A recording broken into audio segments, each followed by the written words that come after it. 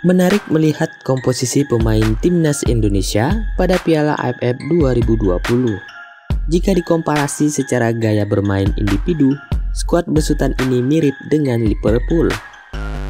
Piala AFF 2020 menjadi edisi kesekian buat timnas Indonesia memutus label Raja Runner-up.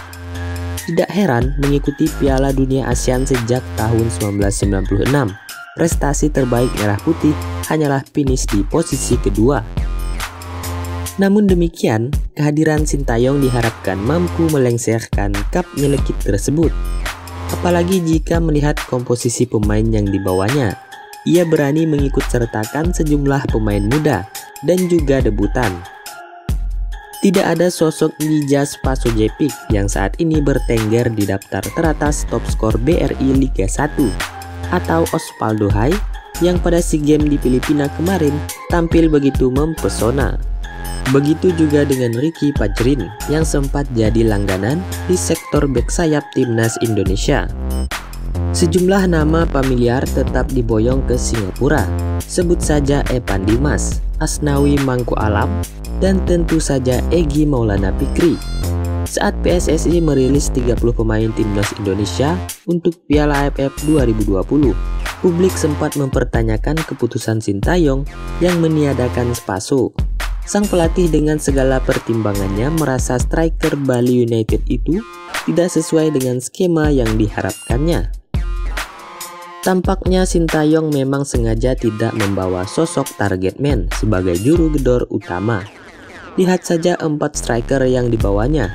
Mungkin hanya Dedik Setiawan saja yang merupakan striker murni yang memang bertugas sebagai finisher. Dengan skema 4-1-4-1 yang sering dipakai Sintayong di timnas Indonesia, ada kemiripan komposisi pemain dengan Liverpool. Sikap Sintayong memarkir Spaso beriringan dengan kebijakannya memanggil 4 pemain depan untuk timnas Indonesia. Arsitek asal Korea Selatan itu lebih percaya Ezra Walian, Kuseda Yudo, Dedik Setiawan, dan Hannes Sagara. Keempatnya juga menjadi pilihan Sintayong ketika timnas Indonesia melahap pemusatan latihan di Turki pada November 2021 untuk persiapan Piala AFF. Saat Sintayong intens memoles timnas Indonesia pada Mei 2021, sukses mendulang 4 kemenangan sekali seri dan menelan 5 kekalahan. Dari 18 gol timnas Indonesia dalam 10 partai, 16 diantaranya berasal dari lini kedua, yakni Evan Dimas memimpin dengan 4 gol, disusul Witan Sulaiman dan Ricky Kambuaya yang kompak mendulang 3 gol. Sumbangsih dari barisan gelandang skuad Garuda masih berlanjut setelah Egy Maulana Fikri mengemas 2 gol. Kadek Agung, Adam Alis, Ramai Rumaikek, dan Ezra Walian masing-masing mengemas 1 gol. Sisa 2 gol timnas Indonesia diproduksi oleh lini depan yakni Ezra Walian.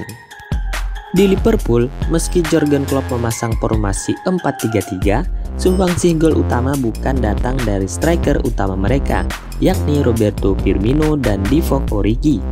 Justru Mohamed Salah, Sadio Mane, dan Diogo Jota lah yang paling rajin membobol gawang lawan. Kondisinya mirip dengan timnas Indonesia, di mana telah disebutkan di atas bahwa lini kedua lebih sering mencetak gol. Ezra maupun Kuseda tidak diplot sebagai target man, melainkan sebagai pemantul saja yang diberikan tugas tambahan sebagai pembuka ruang buat Witan dan Egy. Tidak heran jika status top skor timnas Indonesia di Piala AFF 2020 ini niscaya bukan diperoleh 4 striker tersebut. Timnas Indonesia akan lebih mengandalkan sektor sayap, tapi tetap menjadikan lini tengah yang dihuni Evan Dimas dan Ricky Kambuaya sebagai poros serangan. Sebagai salah satu gelandang terbaik yang dimiliki timnas Indonesia, Evan Dimas sangat sulit untuk tidak diturunkan lawan Kamboja. Dia bisa menjadi nyawa permainan skuad Garuda. Evan Dimas sangat piawai dalam mengatur serangan dan mendistribusikan bola. Visi bermainnya juga bagus dan ditopang dengan kepiawaian dalam mencetak gol. Berstatus debutan, Ricky Kambuaya langsung menjadi andalan. Gelandang Persebaya Surabaya tersebut juga tak tergantikan di lini tengah timnas Indonesia.